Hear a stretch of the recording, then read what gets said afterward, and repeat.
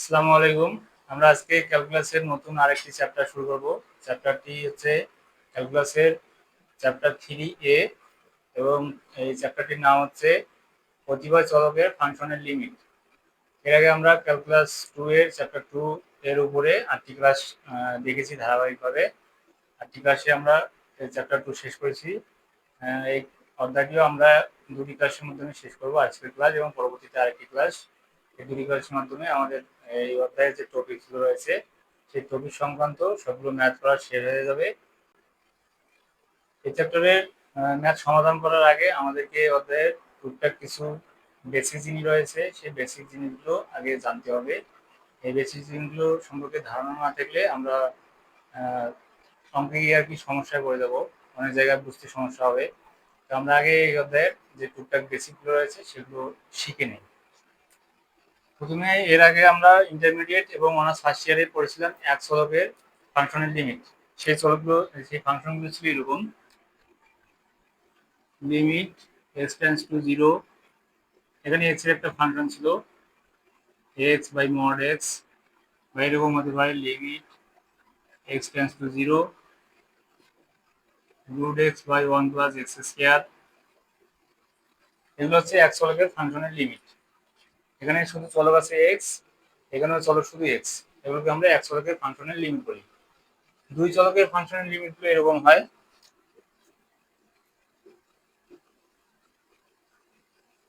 Limit X comma Y tends to zero comma zero F of X comma Y. এরকম ফাংশনগুলোকে আমরা দুই চলকের ফাংশন বলি। এখানে এক্স কমা ওয়াই এর জায়গায় একটা ফাংশন থাকতে পারে, এটা এরকম হতে পারে limit X comma Y tends to zero comma zero, এবং এখানে এক্স এবং ওয়াই এর একটা ফাংশন দেওয়া আছে, এরকম হতে পারে X plus X Y by X square plus Y square, বা অন্যরকম হতে পারে এখানে চলক থাকবে দুটি এক্স এবং ওয়াই। তাহলে সেটাকে আমরা দুই চলকের ফাংশনের লিমিট বলবো। দুই চলকের যে ফাংশন রয়েছে সেই ফাংশনের লিমিট দুইভাবে দেখতে পারি: X comma Y tends to zero comma zero F of X comma Y. এই ফাংশনটি দুই আকারে থাকতে পারে। একটি হচ্ছে এরকম: limit X tends to zero limit Y tends to zero, এখানে F of X comma Y একটা ফাংশন, এরকম থাকতে পারে। আর একরকম ভাবে থাকতে পারে, সেটা হচ্ছে লিমিট ওয়াই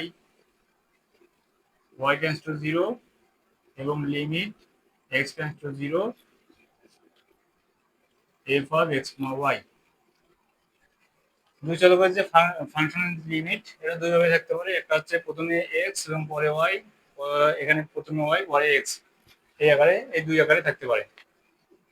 যদি এরকম থাকে limit X tends to zero limit X Y tends to zero F of X comma Y, এরকম যদি থাকে প্রথমে আমাদেরকে ওয়াই এর লিমিট বসাতে হবে। তাহলে ফাংশনে প্রথমে আমাদেরকে ওয়াই এর লিমিট বসাতে হবে, এরপরে এক্স এর লিমিট বসাতে হবে। যদি এরকম থাকে limit Y tends to zero limit X tends to zero F of X comma Y, এরকম একটা ফাংশন দেওয়া থাকে, তাহলে প্রথমে আমাদেরকে এক্স এর যে মান এক্স এর লিমিট বসাতে হবে ফাংশনটিতে, এবং এরপরে আমাদেরকে ওয়াই এর লিমিট বসাতে হবে। এটি দ্বারা আমরা এভাবে উঠবো। এটি আবার আরেকভাবে থাকতে পারে: limit X tends to zero Y tends to zero F of X comma Y F of X comma Y, এরকমও থাকতে পারে, আবার এরকম থাকতে পারে limit Y tends to zero এবং X tends to zero F of X comma Y. যদি এরকম থাকে limit X tends to zero Y tends to zero F of X comma Y, তাহলে প্রথমে আমরা ওয়াই এর লিমিট বসাবো, এরপরে আমরা এক্স এর লিমিট বসাবো। যদি এরকম থাকে limit Y tends to zero X tends to zero F of X comma Y, এরকম থাকে, তাহলে প্রথমে আমরা এক্স এর লিমিট বসাবো, তারপরে ওয়াই এর লিমিট বসাবো। এই চ্যাপ্টারটিতে দুই টাইপের ম্যাথ রয়েছে। সেই দুই টাইপের ম্যাথ আমরা কিরকম হয় সেটা দেখি। একটি হচ্ছে আমাদেরকে বিদ্যমানতা দেখাতে বলে, বিদ্যমান কিনা একটা ফাংশন, এই ফাংশনের যে লিমিট সেটা বিদ্যমান কিনা এরকম দেখায় বা দেখাতে বলে, আর একটা হচ্ছে প্রমাণ করতে বলে, আমাদের প্রমাণ করতে বলে অথবা দেখাতে বলে। তো বিদ্যমান কিনা এরকম অঙ্কগুলোতে আমরা সবসময় একটা পরীক্ষা আমাদেরকে চালাতে হবে, সেটা হচ্ছে পাথ টেস্ট। পাথ টেস্টটা আমরা বলবো একটা ফাংশন বিদ্যমান কিনা, ফাংশনের যে লিমিট সেটা বিদ্যমান কিনা। আর যদি প্রমাণ আসে দেখাতে বলে, তাহলে সেটা আমরা আরেকভাবে করবো, সেটা আমরা পরবর্তী ক্লাসে দেখবো। আজকে আমরা পাথ টেস্ট দেখবো, যে বিদ্যমান কিনা একটা ফাংশনের লিমিট বিদ্যমান কিনা, এটা আমরা আরেকভাবে বুঝতে পারি। সেটা হচ্ছে যদি এরকম হয়, লিমিট x tends to 0,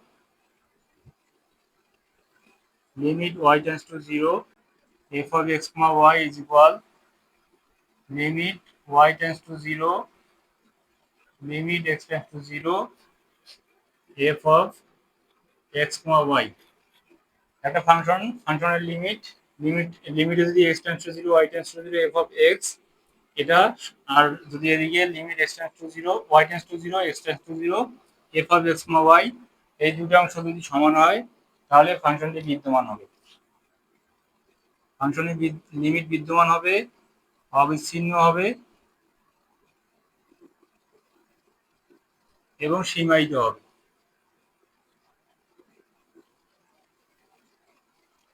যদি এরকম হয়, তাহলে ফাংশনটি লিমিট বিদ্যমান হবে, অবিচ্ছিন্ন হবে এবং সীমায়িত হয়। যদি যদি সমান না হয়, যদি এখানে নট ইকুয়াল হয়, তাহলে ফাংশনটির লিমিট বিদ্যমান হয় না, তখন ফাংশনটি অবিচ্ছিন্ন, তখন হয় বিচ্ছিন্ন এবং ওটা সীমায়িত হয় না। এগুলো জিনিস আমাদেরকে জানতে হবে। এরপরে আমরা একটা অঙ্ক সমাধান করব। এখানে প্রশ্নে দেওয়া আছে, যদি f of x, y is equal x minus y by x plus y হয়, তবে দেখাও যে limit x tends to 0, limit y tends to 0, f of x, y not equal limit y tends to 0, limit x tends to 0, f of x, y।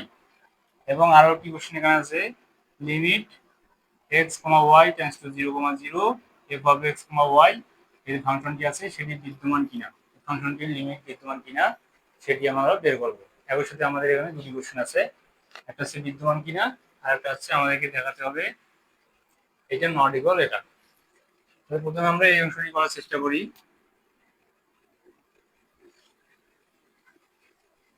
Limit x tends to 0, limit y tends to 0, f of x, y is equal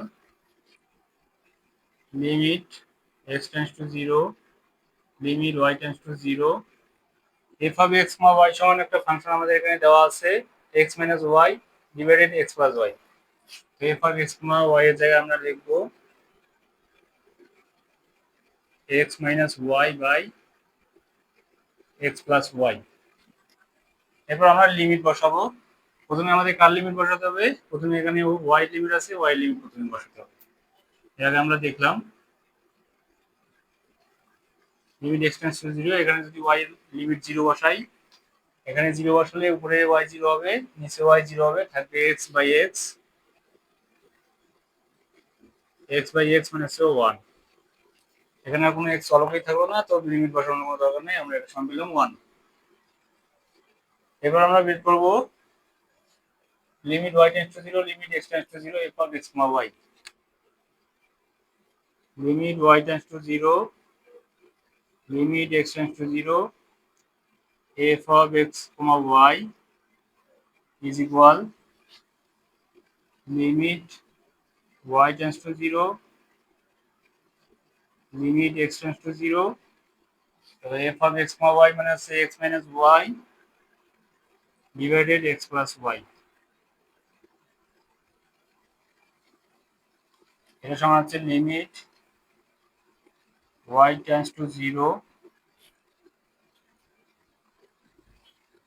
limit y tends to 0। এখন x এর limit আমাদেরকে প্রথমে বসাতে হবে, এখানে x আছে, x এর limit যদি x এর জায়গায় 0 বসাই, তাহলে এখানে থাকবে কি minus y by y, minus y by y, y যদি কাটি তাহলে এখানে পাবো -1। তাহলে উপরে আমরা limit x tends to 0 limit y tends to 0 f of x, y সমান পেলাম 1 এবং limit y tends to 0 limit x tends to 0 f of x, y সমান পেলাম -1। তাহলে তো সমান হইল না। তাহলে আমরা এখন সহজেই বলতে পারি limit x tends to 0 limit y tends to 0 f of x, y is not equal limit y tends to 0 limit x tends to 0 f of x, y।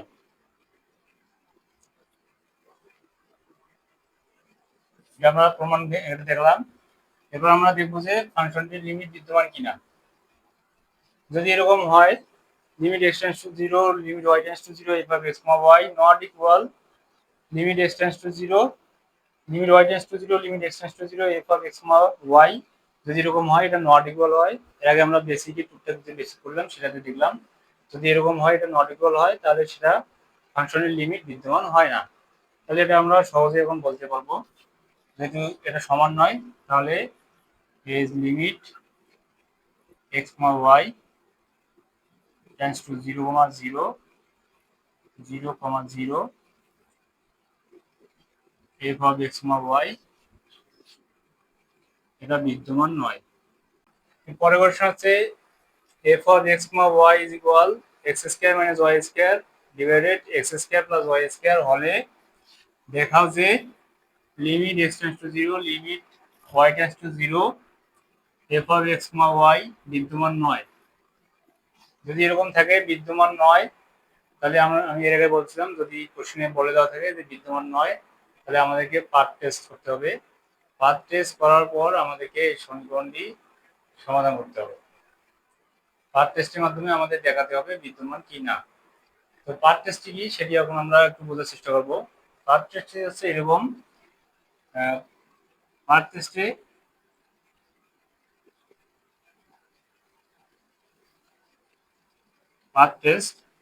Path টেস্টে আমাদের এরকম সমীকরণ পাবো আমরা y ইকুয়াল mx বা y equal mx square এরকম সমীকরণ আমরা পাবো। তো পাথ টেস্টটি করার জন্য আমাদের যে নিয়ম সেটি হচ্ছে আমাদেরকে হর যেটা থাকবে এখানে যে হর দেওয়া থাকবে সেটাকে আমাদেরকে 0 ধরতে হবে। হরটাকে 0 ধরতে হবে। আমরা হরটাকে 0 ধরি।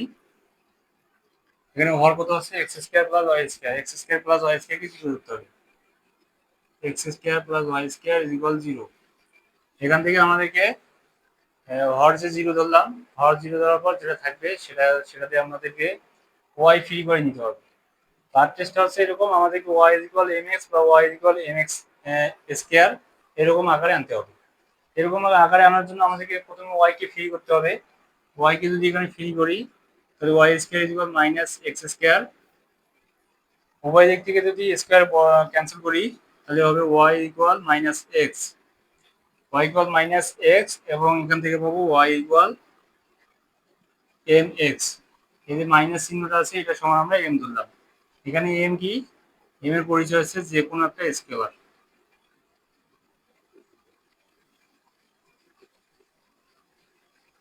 এখানে প্লাস মান আসুক অথবা মাইনাস মান আসুক সেটা সমান m ধরতে হবে। তাহলে আমরা এখন সমীকরণে কি করবো y ইকুয়াল mx বসাবো। এই বরাবর আমরা একটা পাথ টেস্ট করবো। x square minus y square by x square plus y square এটা আমাদের দেওয়া আছে এবং আমাদেরকে এইটা বিদ্যমান দেখাতে হবে। তো আমরা লিখবো y ইকুয়াল mx। আমরা যে এখানে বের করলাম পাথ টেস্টের মাধ্যমে y ইকুয়াল mx এই রেখা বরাবর। আমাদের যে ফাংশন দেওয়া আছে লিমিট x টেন্ডস টু 0 এবং y tends to 0 f of x, y is equal limit x tends to 0। তো এই ফাংশনে আমরা কি করব, এখানে ফাংশন দেওয়া আছে f of x, y সমান আমাদের এই ফাংশন দেওয়া আছে। আমরা এখন এই ফাংশনটি লিখবো এখানে y tends to 0 x square minus y square by x square plus y square। এখান থেকে লিমিট x tends to 0। আমরা এখন y এর মান এখানে বসাবো। y সমান কি ওয়াই মানে হচ্ছে M X, Y equal M X, তো ওয়াই এর জায়গায় এম এক্স বসাবো। যদি ওয়াই এর জায়গায় এম এক্স বসাই তাহলে এই ফাংশন থেকে ওয়াই চলে যাবে। ওয়াই যদি এখান থেকে চলে যায় তাহলে ওয়াই এর লিমিট আমাদের এখানে আর লিখতে হবে না। তাহলে X square minus Y square, Y এর জায়গায় বসাবো M X square divided X square plus Y square, Y এর জায়গায় বসাবো M X square. Limit X tends to zero, তাহলে এখানে পাবো X square minus M square X square divided X square plus M square X square.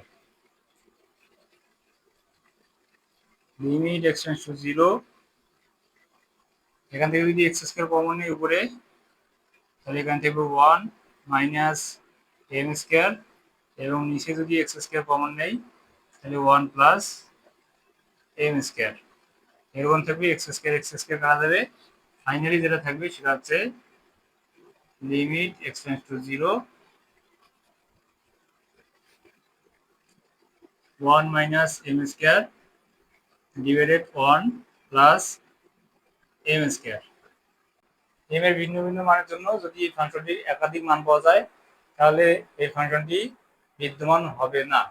যদি M এর একাধিক মানের জন্য ভিন্ন ভিন্ন মানের জন্য ফাংশনটিতে একটি মাত্র মান পাওয়া যায়, এম এর যে কোনো মান বসানো হবে না কেন, যদি একটি মান পাওয়া যায় তাহলে ফাংশনটি বিদ্যমান হবে, ফাংশনটির লিমিট বিদ্যমান হবে। আর যদি এম এর ভিন্ন ভিন্ন মান বসানোর পর ফাংশনটিতে ভিন্ন ভিন্ন মান পাওয়া যায় তাহলে ফাংশনটি বিদ্যমান হবে না। যেহেতু এখানে এম এর ভিন্ন ভিন্ন মান বসালে আমরা এই ফাংশনটি ভিন্ন ভিন্ন মান পাচ্ছি, তাহলে এই ফাংশনটি বিদ্যমান হবে না। যেহেতু লিখতে হবে, যেহেতু এম এর ভিন্ন ভিন্ন মানের জন্য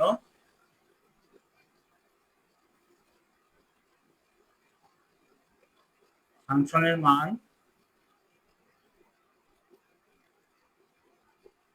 ভিন্ন ভিন্ন হয়,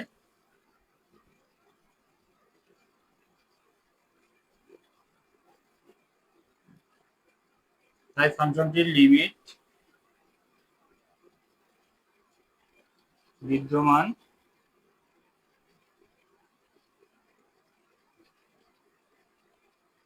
হবে না। এর পরের কোশ্চেনে দেখা হচ্ছে limit X tends to zero, limit Y tends to zero, X Y square plus by X square plus Y power four বিদ্যমান নয়। এটি বিদ্যমান নয়, এটা আমাদেরকে দেখাতে হবে।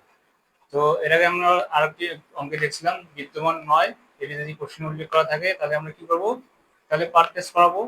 পার্ট টেস্ট করার পর তারপর আমরা এম এর দেখবো যে এম এর ভিন্ন ভিন্ন মানের জন্য ফাংশনের ভিন্ন ভিন্ন মান আসতেছে কিনা। যদি এম এর ভিন্ন ভিন্ন মানের জন্য ফাংশনের ভিন্ন ভিন্ন মান আসে তাহলে আমরা বলবো যে ফাংশনটি বিদ্যমান নয়। আবার যদি এন এর ভিন্ন ভিন্ন মানের জন্য ফাংশনটির মান একই থেকে ফাংশনের মানে কোনো পরিবর্তন না হয় তখন আমরা বলবো যে ফাংশনটি বিদ্যমান। তো পাথ টেস্ট করার জন্য আমাদের যে টেকনিক শিখেছি কি, হরে যেটি থাকবে সেটাকে আমাদের জিরো ধরতে হবে। হরে আছে এখানে X square plus Y power four, তো X square plus Y power four কে আমরা জিরো ধরবো। X square plus Y power four is equal zero, এটাকে zero, Y power four sorry, X square plus Y power four is equal zero. এটাকে zero ধরার পর আমাদেরকে কিরকম আকারে আনতে হবে, ওয়াই ইকুয়াল এম এক্স অথবা Y equal M X square এরকম ফর্মে আনতে হবে। আনার জন্য ওয়াই কে আমাদেরকে ফ্রি করতে হবে। ওয়াই কে যদি ফিল করি এখানে Y power four is equal minus X square হবে, Y power four is equal minus X square. এবং এখানে যদি ওয়াই এর উপরে স্কোয়ার দিয়ে তার উপরে স্কোয়ার দেয় তাহলে মাইনাস এক্স স্কোয়ার। উভয় দিক থেকে যদি বর্গ ক্যান্সেল করি তাহলে Y square is equal to X. উভয় দিক থেকে বর্গ যদি ক্যান্সেল করি, এখানকার বর্গ ক্যান্সেল করলে এখানে Y square is equal to minus X, Y square equal minus X. এবং এটাকে যদি আবার ওইদিকে নিয়ে যাই রুট করে দেয় তাহলে ওয়াই ইকুয়াল মাইনাস এক্স পাওয়ার হবে হাফ। রুট করে দিলে মাইনাস রুট এক্স হবে, রুটটাকে যদি আবার পাওয়ার নিয়ে যায় তাহলে হবে এক্স পাওয়ার হাফ। তাহলে ওয়াই ইকুয়াল আমরা পাইলাম মাইনাস এক্স পাওয়ার হাফ। এটাকে আমরা লিখবো ওয়াই ইকুয়াল, এই মাইনাস চিহ্নটার জন্য আমরা লিখবো এম এক্স পাওয়ার হচ্ছে হাফ। এখানে মাইনাস চিহ্ন থাক অথবা প্লাস চিহ্ন থাক আমরা এখানে তার জন্য এম নেবো। এবং এদিকে এক্স পাওয়ার হাফ আছে। এখানে এম হচ্ছে যে কোনো একটি স্কেলার। এখন আমরা এই যে সরলরেখা পেলাম একটা y equal M X power half, এই সরলরেখা বরাবর আমরা এখন এই ফাংশনে বসাবো y এর মান। দেওয়া আছে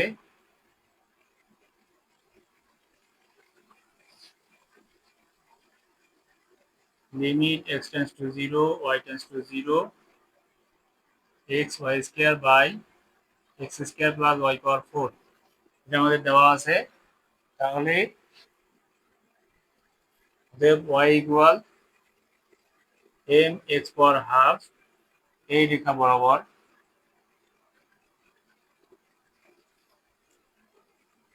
limit x tends to 0 y tends to 0, এখানে আছে x y square divided x square plus y power 4 is equal limit x tends to 0। আমরা এখন y মান এখানে বসাবো y এর জায়গায়। y এর মান যদি বসাই তাহলে এদিকে y এর কোনো ফাংশন, কোনো চলক নাই। তো y যদি চলক না থাকে তাহলে আমাদের y এর লিমিট এখানে লিখতে হবে না। তো এখানে আর y এর লিমিট লিখবো না, আমরা এখানে y এর জায়গায় শুধু m x পাওয়ার হাফ লিখবো। তো এখানে x আছে x এবং y এর জায়গায় লিখবো কি m x পাওয়ার হাফ, এবং এখানে y স্কয়ার আছে তাহলে এটির উপরে square divided x square plus y power 4, y মানে হচ্ছে m x পাওয়ার হাফ, তার উপরে হচ্ছে 4। তাহলে লিমিট x টেন্ডস টু 0, এখানে যদি এর উপরে বর্গটা দিয়ে দেই x into m square into x পাওয়ার আছে হাফ, x পাওয়ার হাফ এবং এটার সাথে আরেকটা পাওয়ার আছে কি স্কয়ার, তাহলে half into 2 divided x square plus এখানে m x power half into পাওয়ার আছে 4।